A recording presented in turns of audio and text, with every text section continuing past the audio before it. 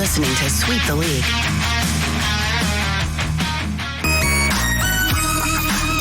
Hey, this is George Iceman Gervin, and you're listening to Sweep the League Radio.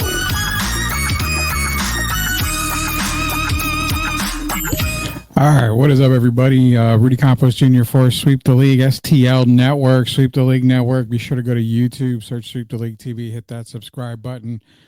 You saw the sports news ticker there for just a little while.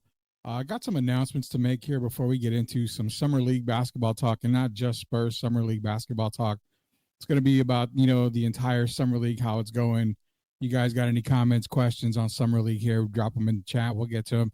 Shout out real quick to Sith. He had another great episode tonight. He had Mike Jimenez of the Area 210 podcast on with him tonight. Apparently, it was a good show. I caught the very last part of it. So be sure to check out Sweep the League TV. It's being replayed on there. Also, PTS TV on YouTube. Be sure to subscribe to that. That way you can catch all of Pleading the Sith episodes there as well. But you can also catch them again on Sweep the League TV. If you go to YouTube, search Sweep the League TV, hit that subscribe button. So shout out to Sith. He's doing a great thing. Grading the Market's going to be off this week. Grading the Market should be back in next week or so. They got their show going on here. But overall, you guys know about Sweep Unplugged. That's coming back, I believe, in August. We've got more shows coming out here. A lot of behind-the-scenes things are going on. Quick, announcement on that. Again, shout out to MCS General Contracting, Chris Leigh and the boys. They do a fantastic job for everybody.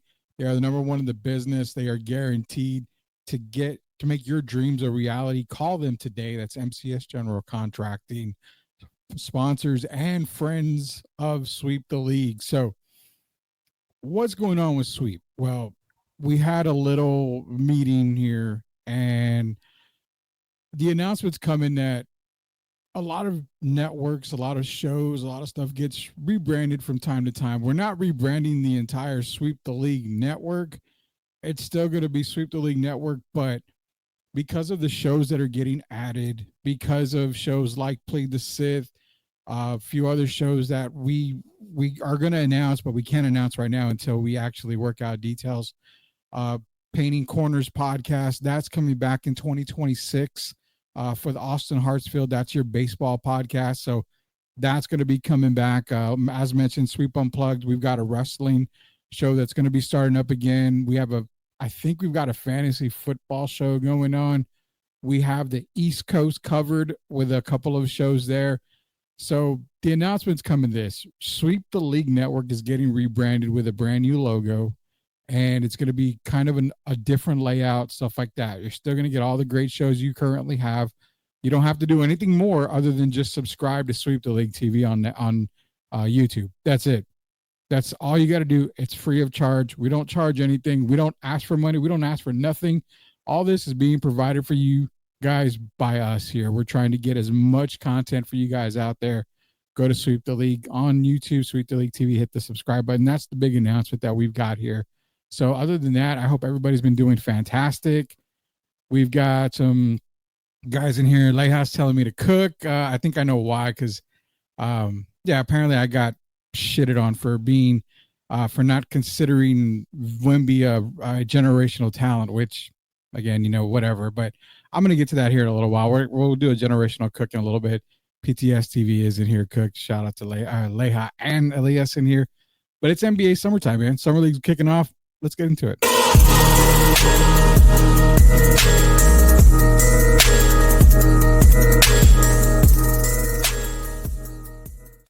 All right, so obviously we do have a team in San Antonio. I mean, let's not beat around the bush here. There is a team in San Antonio called the Spurs, and they do have a Summer League team, and currently they're undefeated. You've seen the likes of Carter Bryant, stellar defender. We knew coming into the league, coming into the season, when he was drafted, we knew Carter Bryant was a 3-and-D type of guy. A lot of people were complaining, hey, where's the jump shot? He's not hitting his three-pointers. He's not a great scorer. We knew he wasn't coming into the league as a scorer. That's something that's going to have to be kind of worked on a little bit here. That's kind of why when I was on Locked On Spurs recently and we talked a little bit about Carter Bryant, I said my NBA comparison is like Jeff Green, possibly Trevor Ariza. Now, those two guys could score the ball, but they were primarily known as defenders and great role players for teams that, competed for titles. So that's where I've got Carter Bryant. One guy I mentioned from Spurs lore was, where could I see Carter Bryant go, as far as ceiling wise? I mean, the kid can pretty much remind you of Sean Elliott if he gets that offensive game down. I mean, he can work on that mid-range game. Sean was really good getting to the basket, really explosive, can hit the mid-range shot, does have to improve his three-point shot, tremendously. But right around there, we, Jeff and I did talk about the potential for, if you want to go Spurs lore, Carter Bryant could remind you, if he gets that offensive game worked on, he could remind you a lot of a Sean Elliott type of player. We knew Sean Elliott was a great defensive guy for the San Antonio Spurs. Carter Bryant, you've seen how he plays defense in the summer league. He brings a whole lot of motivation, a whole lot of just tremendous defensive skill. But again, right now, as is more like, possibly a Jeff Green, maybe a Trevor Ariza type comparison, is who I've got for Carter Bryant. As long as he works on the offensive side of the ball, he's going to improve a whole lot more. But yes, then you got Dylan Harper. We've seen 2 games of Dylan Harper. You saw the struggles of Dylan Harper against the Utah Jazz. But what Spurs fans have to smile about is the fact that through the struggles, he was able to finish the game. He was able to dominate in that last quarter. He was able to help the Spurs get in position to get into overtime, obviously, but also get into position to win that game as well against Utah. Riley Minix, with the turnaround, that guy does need to be on the roster, as well as David Jones-Garcia. Both guys deserve roster spots for the San Antonio Spurs. I really feel like, outside of a trade, which I don't see happening, I think the team you see is the team right now, is the team we're going to get for the season, with the addition of David Jones-Garcia and Riley Minix. Those 2 guys should round out the entire roster.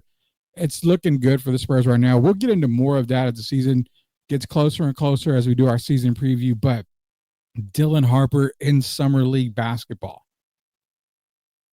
For a long time, I talked about how I would draft Dylan Harper ahead of Cooper Flagg.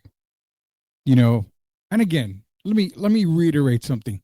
Sports is all opinionated outside of stats that are in front of us. You could be a Cooper Flagg fan and you can say he's going to be generational, he's going to be the most dominant player. I'm not going to argue the fact of what you're telling me. I feel Dylan Harper was more NBA ready and was more deserving of the number 1 pick, but that's just me. I watch the videos, I do my research, and that's who I had him ranked number 1. The way I had it ranked was Harper, Bailey, Flagg. Now, my knock on Flagg was that he could never be the alpha on a team. Now, let's not take Summer League here. I mean, it's Summer League. Once you start getting the, all-stars inside and out throughout the season, the more savvy veterans, you're going to probably see some struggles right there. For all we know, he may not struggle at all, but I do expect to see some struggles for Cooper Flagg. Nonetheless, Spurs fans, you got to look at Dylan Harper. Massive block on the fast break that he had. Shows he can get to the basket.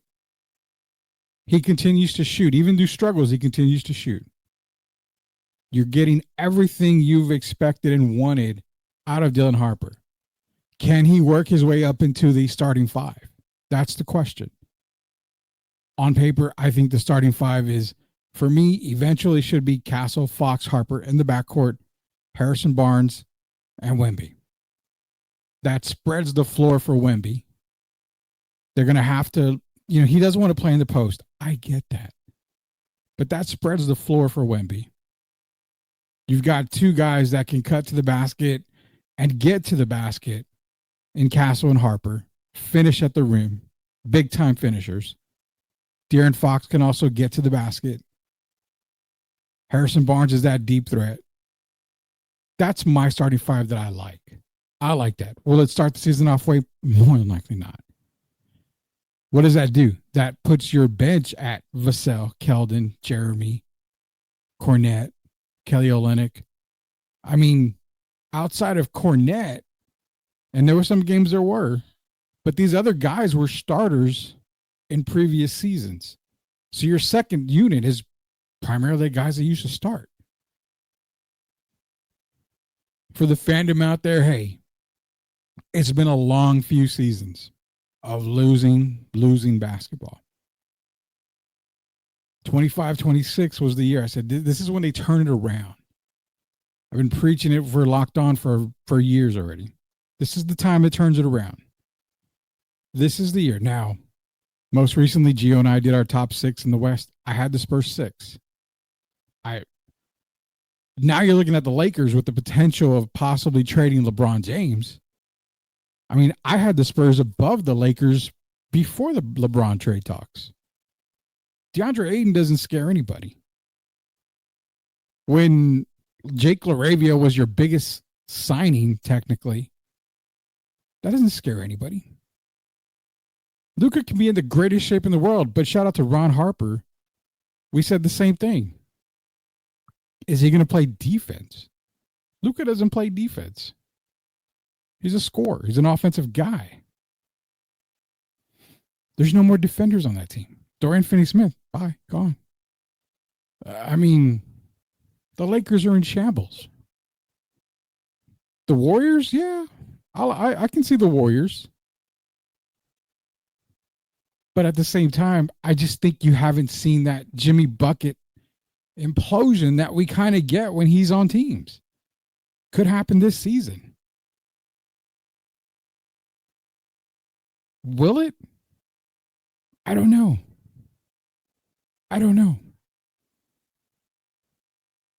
Right now, guys, I think Vegas has them at 44 wins? I that's kind of where I've got them at right now, 44, 45. I'm not a homer, obviously, because I don't call people generational. I'm not a homer. I'm calling it like I see it. I had them at 22 wins a couple of years back. They got to 22 wins. Last year, I had them around that 32, 33 win mark. They got to 34? 12 wins. Can they get another 10, 12 wins? Yeah. You haven't had a full season of De'Aaron Fox with the Spurs. Once he came, you saw a different style of Spurs basketball. Get excited. This is a very deep team. This is a very deep Spurs team. They're not title contenders. Let's pull that back here. They're not title contenders. They are a play-in team, but I've got them already knocking on the playoff door. And it's not Homer here. I'm not doing Spurs Homer shit here. Just look at everybody else. OKC, obviously. Denver. I have Denver as the best team in the West right now. Hey, OKC, I know you just won the title, but Denver reloaded. Denver reloaded big time. A healthy Denver team, holy cow. Dallas, Houston, those are my top 4 teams right now in the West.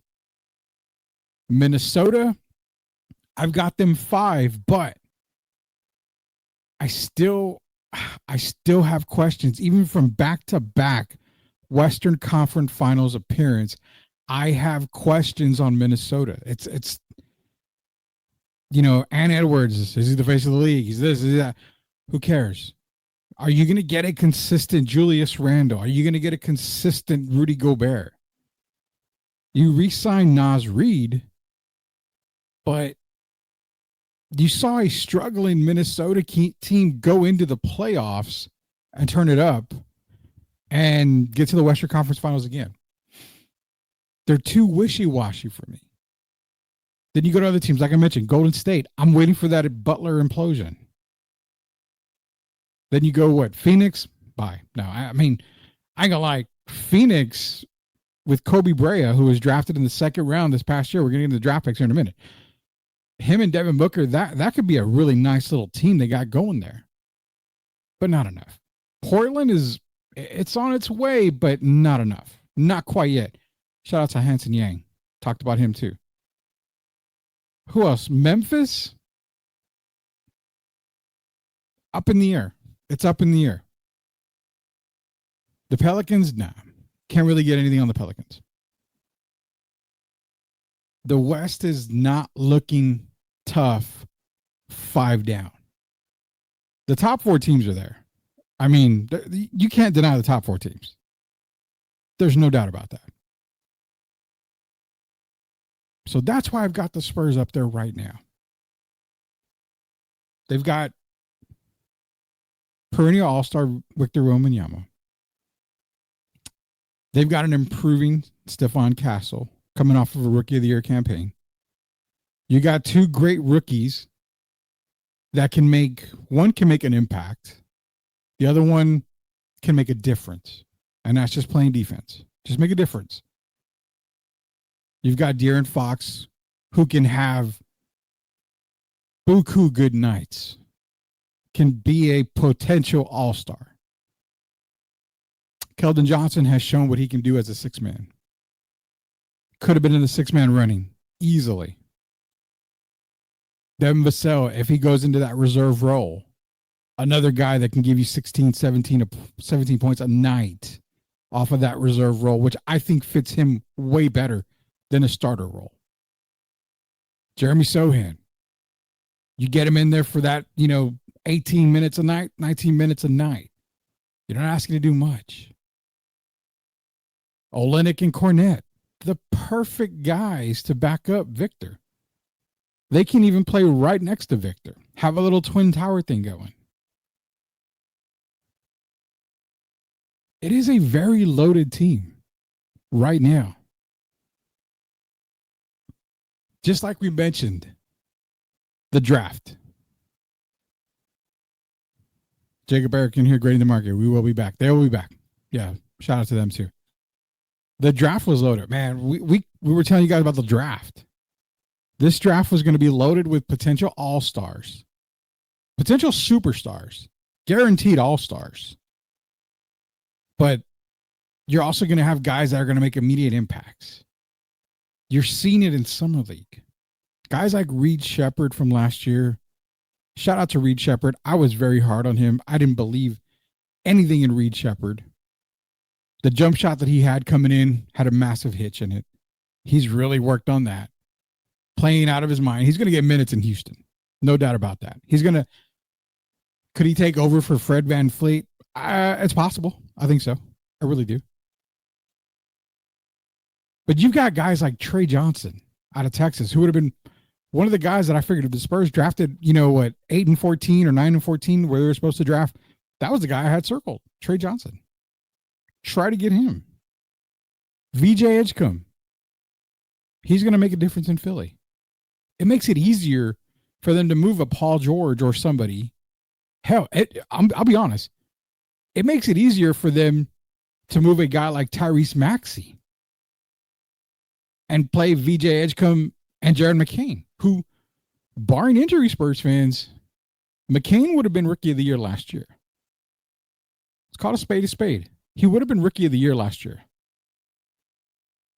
Stephon had a great season to be Rookie of the Year, but had Jared McCain not been injured, you're looking at the Rookie of the Year right there. Obviously, you know what Cooper does. Cooper threw up 30-plus against the Spurs. Dallas said, we're shutting you down. Dylan Harper, 2 games with the Spurs. Like I said, great first game. Bad second game, first half. Came back very strong. That's why he was the most ready NBA player for me in this draft. Out of the top 5, Con Knueppel is the only one that's struggling this summer. I had doubts on Con. I feel he's going to be a really good player. But like Gio says, shout out to Coach Gio, it's where you go in the draft to the team that makes a difference. I don't know if the Charlotte Hornets was the perfect team for Con Knueppel. Haven't got much of Ace Bailey, but you see the potential in Ace Bailey. Jeremiah Fierce, it's going to be good for Pelicans. Brooklyn, I don't know. We're going to leave Brooklyn off to the side here. They drafted like 40 players in this draft. We're going to leave them off to the side. Other outstanding players, Noah Senge by the Bulls. Yeah, he got dunked on by Johnny Furphy, but he's still putting up some numbers.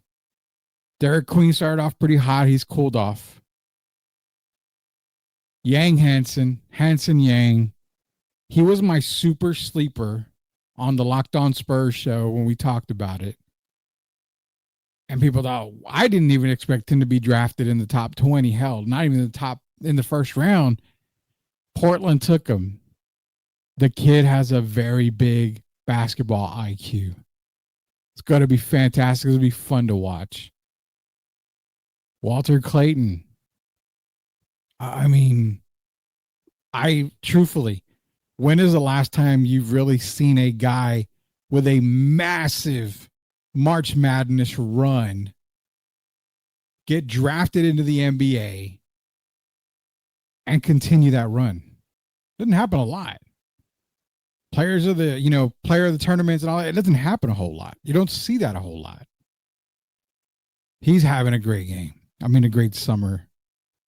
He's gonna make a lot of fans happy. Who else we got? Asa Newell is another kid playing really good. Hugo Gonzalez proving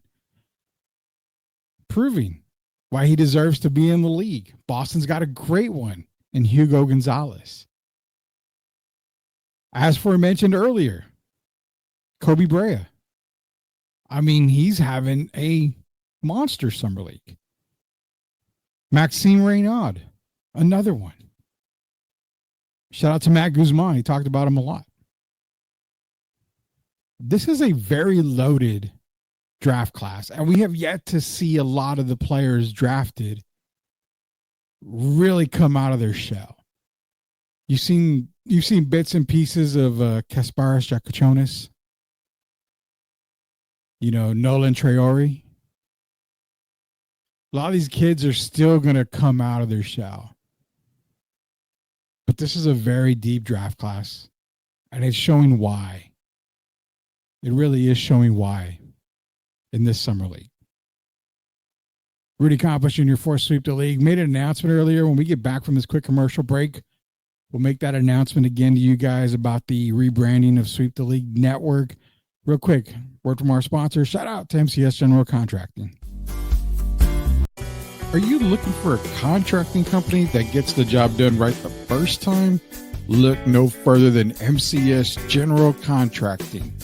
MCS specializes in top quality concrete work, including patios, driveways, foundations, and swimming pools. The team of experts are dedicated to delivering exceptional results and unparalleled customer satisfaction. At MCS General Contracting, they're not just hardworking, they're local.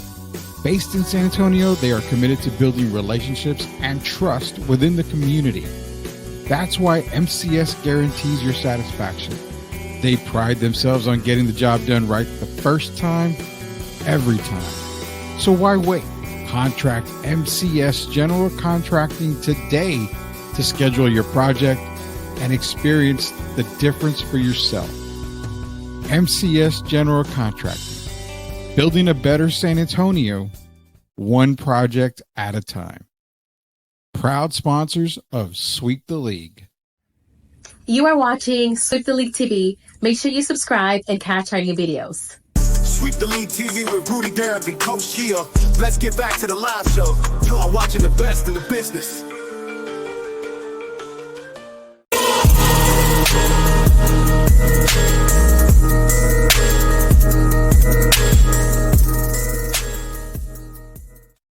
All right, shout out to MCS General Contracting out there. Rudy Campos here for Sweep the League. Again, the announcement we made earlier was Sweep the League's not going anywhere. We literally are expanding and talking to our great producers and our great directors behind the scene. Trust me, I don't make this go. I don't make this work. I'm just the person here talking smack left and right. But shout out to everybody behind the scenes. Sweep the League's growing. It's going to be rebranded, so it's going to have a new logo. Our studio may look a lot different. We're going to have a lot more shows coming on board. So the best thing to do is it's free. You don't have to pay anything. We don't have any subscriptions. We don't have anything. All you got to do is just subscribe to the YouTube channel at Sweep the League TV on YouTube plus PTS TV, Plead the Sith. Subscribe to those two channels. That way you don't miss anything when it comes to Sweep the League TV network. Here we go. Leha's in here. Sweeps is growing and cooking. Let's go. Definitely, man. We're growing. And, you know, a lot of the reason why is because we're not on every single day. Some of those days is because we're actually trying to get things organized. And to be honest, right now, the launch that we're looking at is in October, early November. So right around basketball season starts, that's when we're trying to launch everything for you guys out there. Best thing to do is go to Sweep the League TV, hit that subscribe button so you're not missed out. What are we talking about? We talked about Spurs. We talked about Summer League basketball, NBA guys doing fantastic job in Summer League. It's going to be a great NBA season. On the West, I'm going to mention again for the West part, you know, I've got OKC, Denver, Houston, Dallas. Those are my top four right now. A very healthy Dallas team could be very, very scary. Houston, they made a ton of great moves, including Kevin Durant. Denver reloaded. They understood last year that they were not very good.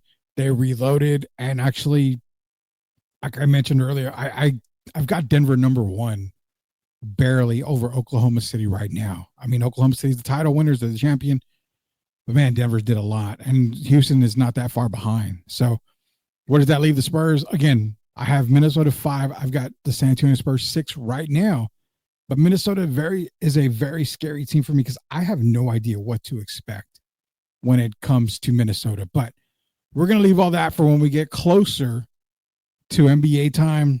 It's only NBA Summer League. We're not overreacting to anything like that. Spurs are undefeated. David Jones, Garcia, Riley, Minix should be the last two roster spots. So I'm trying to find stuff here because, yeah, we're going to go on a generational rant, I guess is what it is here. Now, I'm going to start off by doing this because I'm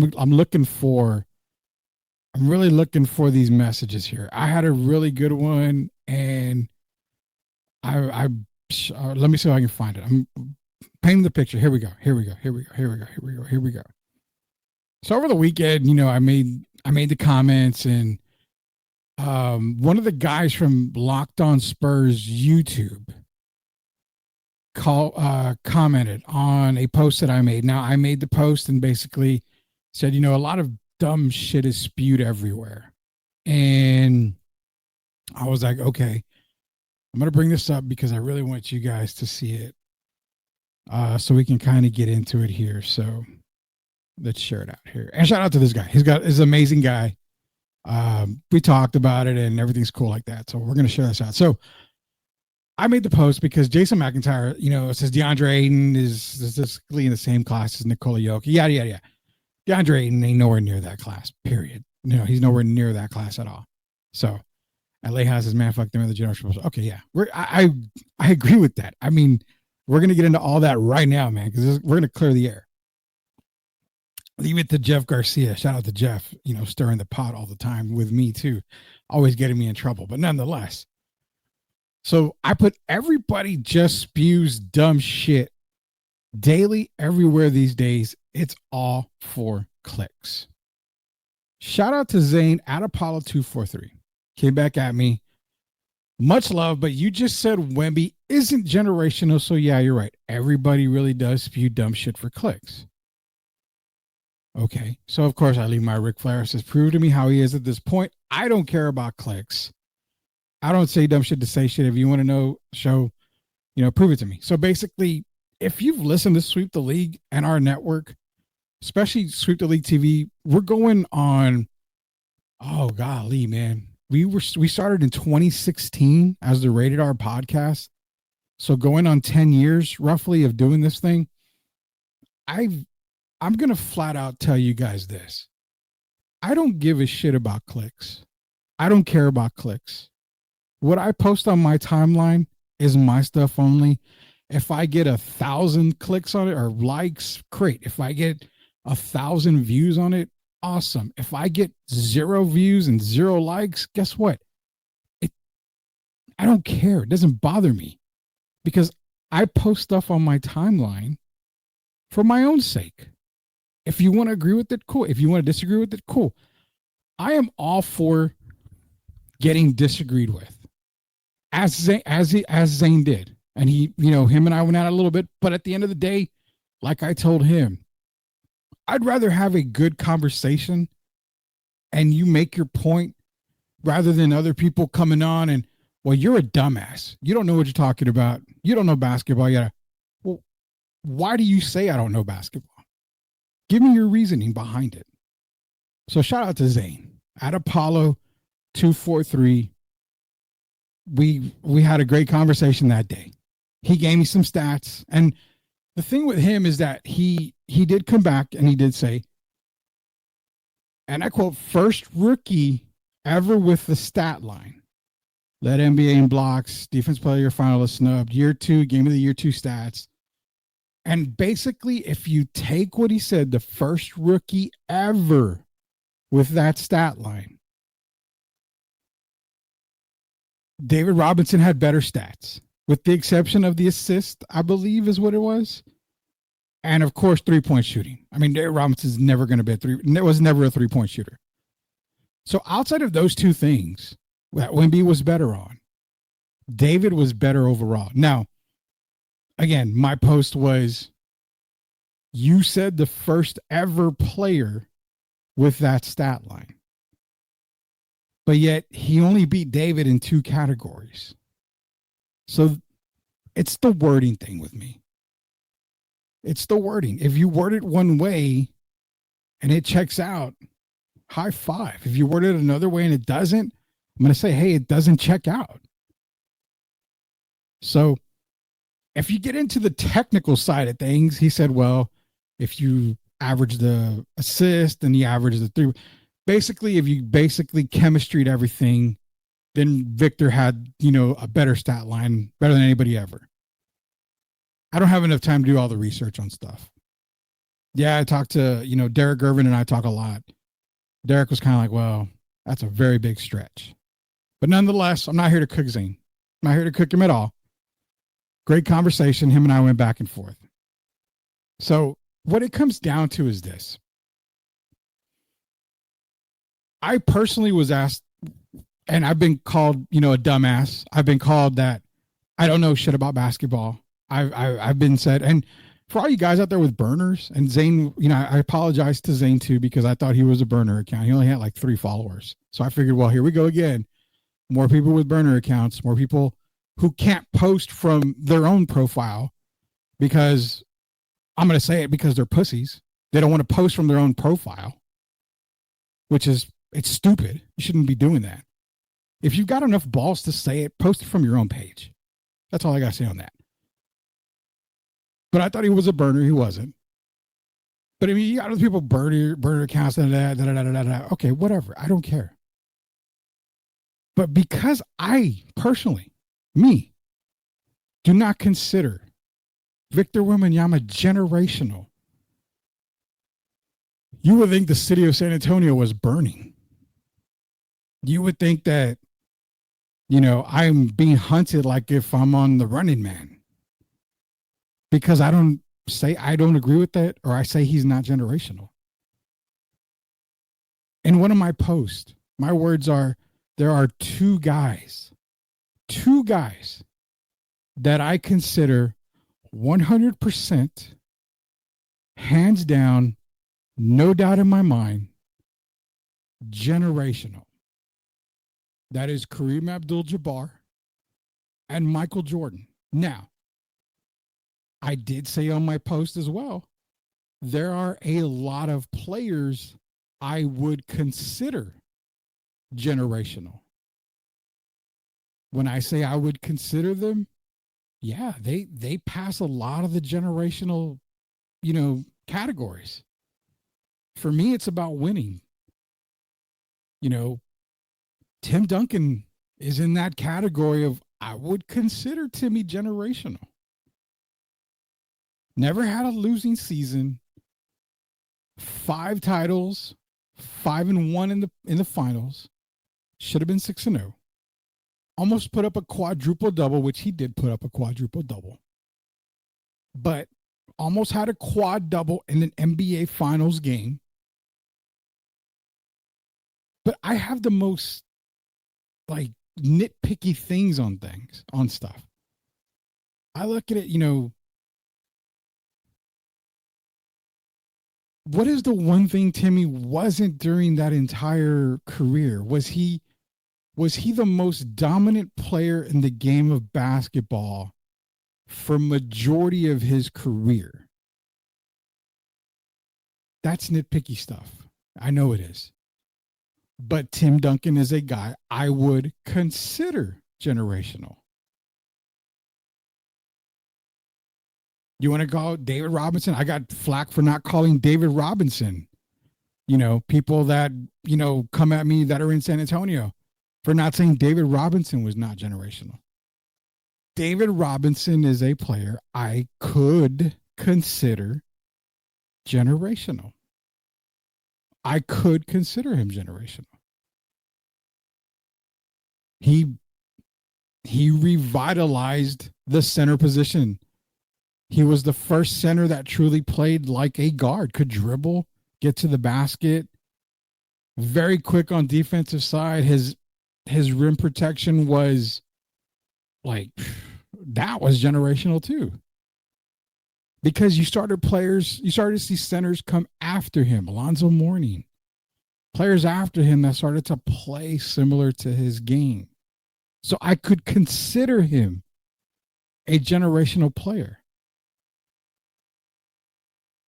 But the thing is like at the end of the day, they're considered.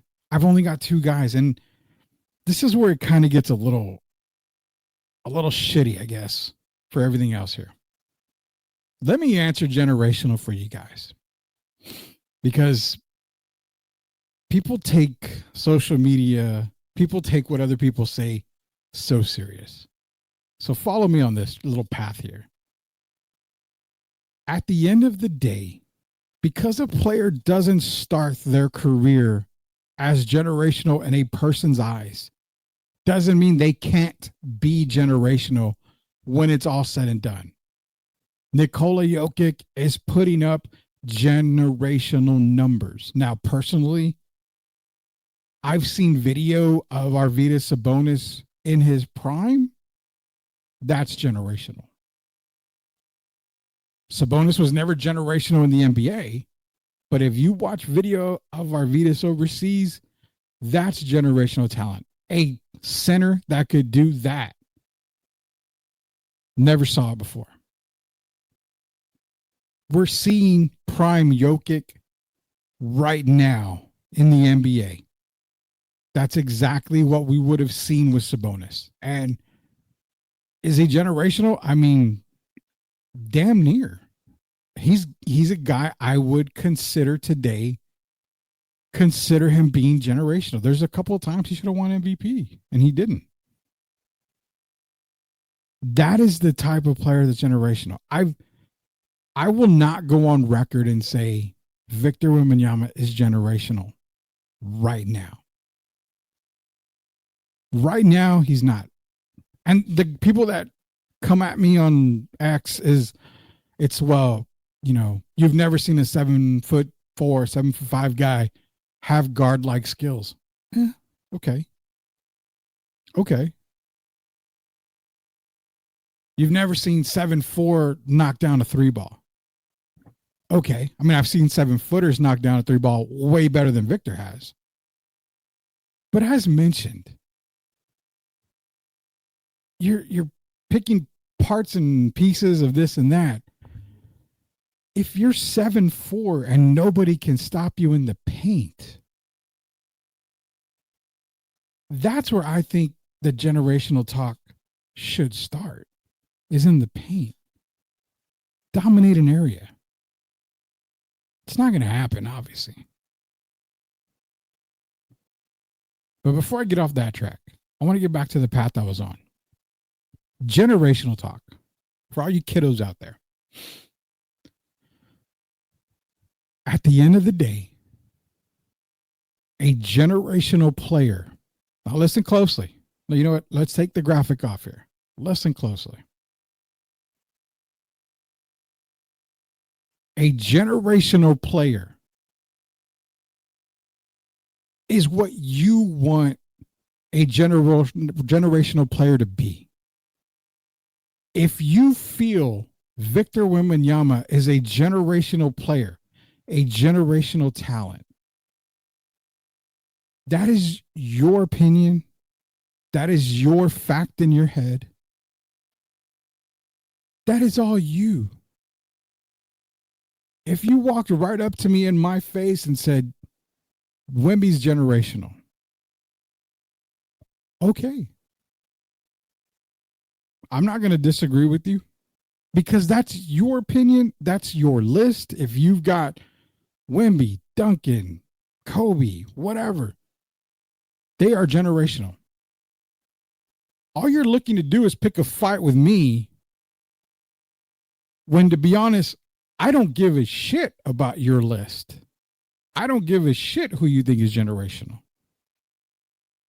So coming on my page, DMing me, whatever,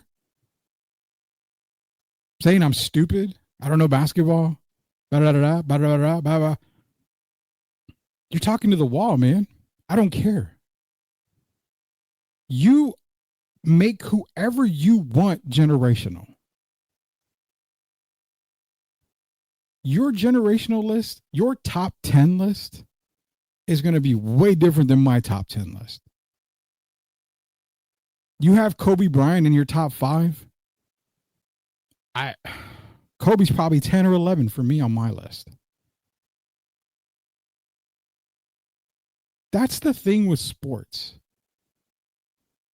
A lot of y'all like to talk sports until they say you are wrong.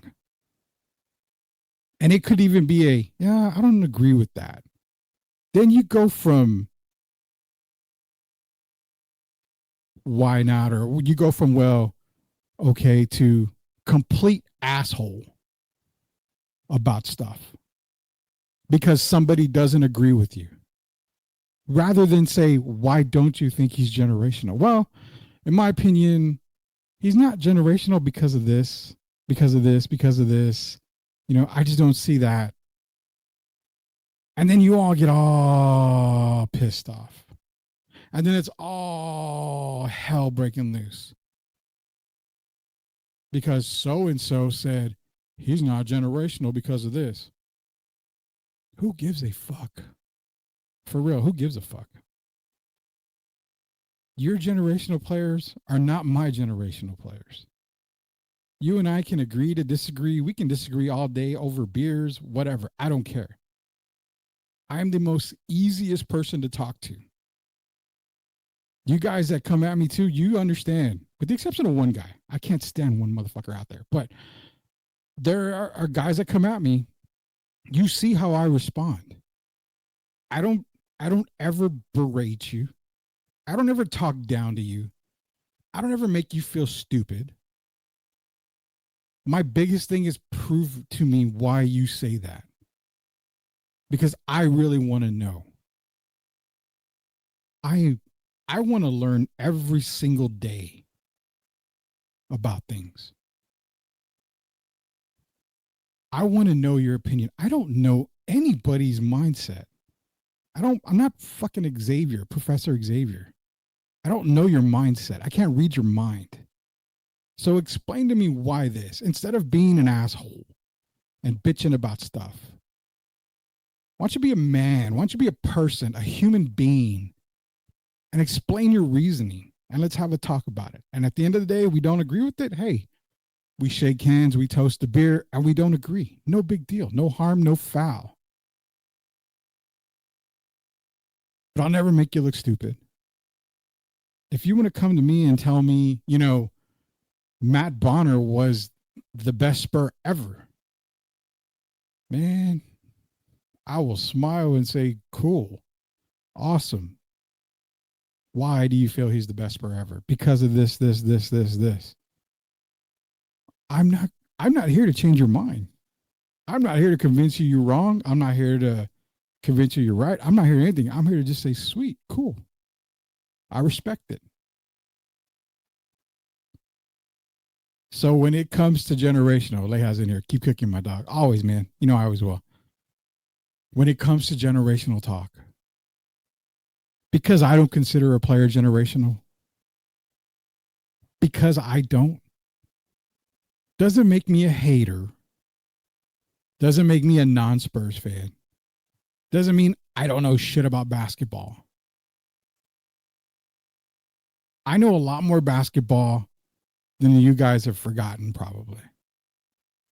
I'm not a hater. I've been a Spurs fan since I was pre-born, man. My mom and dad went to Hemisphere Arena. My mom was pregnant, up in the nosebleed sections at Hemisphere Arena, going to basketball games. And they could smoke in the arena too, obviously. I love the game. I love the team. It's okay to be negative. The Spurs aren't going to cancel you. The Spurs are not going to DM you and say, you are a terrible person. You should not be a fan of ours. It's okay. You don't have to be positive, go lucky all the time. But shout out to Leha. Shout out to Rudy for always keeping it 100%. You know I will, man. I always will. Sam Salinas, appreciate you joining, man. Good evening, boys. I finally made a show. Yeah. Appreciate you coming on, man. We hit that notification button so you know when we go live. Our times are totally different now. But to sum it up, your generational is not going to be my generational. Not yet. Can Wemby become generational? Absolutely. Jokic wasn't generational when he first came into the league. It took a little bit of time. Now you see that boy cooking every night. He's getting up to that generational. When you have a guy that you consider, you know what, he's got to probably be within that top 10. And if he gets a couple more MVPs, a couple more titles, he's knocking on that Kareem door. He's not going to open it, but he's knocking on that door as all-time center. That's what makes you generational. That's generational. So because I don't figure certain players to be generational, I'm going to say it one last time. Who gives a fuck what I feel, what you feel? Who cares? It's sports, man. You should care about family. If you're a belief and a religious guy, you should care about your religion. Care about the friends you have. Sports doesn't give a shit about you, so you shouldn't care about sports as much as some of y'all do and coming after people because they don't agree with what you feel. Some of you guys are cowboy homers, and some of you guys will come after me when Gio and I have said, Troy Aikman isn't the best quarterback the Cowboys have ever had. In fact, I don't even know if Troy was the reason why they won those titles. Hell, we've said Michael Irvin maybe is a bit overrated. We say a lot of shit. But guess what? Take a sip of beer, laugh about it. If I see Rudy, I'm going to ask him, why do you feel that way? Let's have a talk. Is Wemby generational right now? For me, no. For you, yeah. Maybe you've never seen a 7'6" guy dribble like a guard. I've seen 7-footers dribble like a guard. 7'4", 7'5". No, I haven't. That's not the only thing that makes a person generational because they can dribble. Hell. The 3-point shooting, we've seen 7-footers shoot 3-pointers before at a better rate, at a better percentage. So, okay.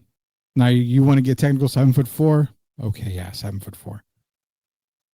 But blocking shots, Mark Eaton was doing that a long time ago with Utah.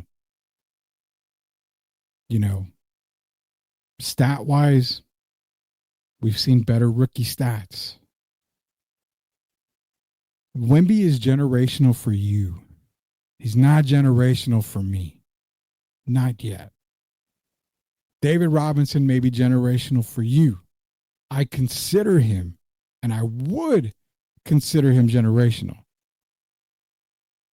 But he's not 100% generational. And it sounds like I jumped on at the right time because Rudy was absolutely spitting facts. Appreciate it, man. Appreciate it. You did. We're kind of at the end of the show here, but appreciate it. That's what it comes down to. So hopefully the generational talk, now you understand where I'm coming from. Because I don't consider a player generational. Doesn't mean that mommy's got to go change your diaper. It doesn't mean that you got to go crying in the corner. Doesn't mean any of that. All it means is that I don't see him as generational the way you do.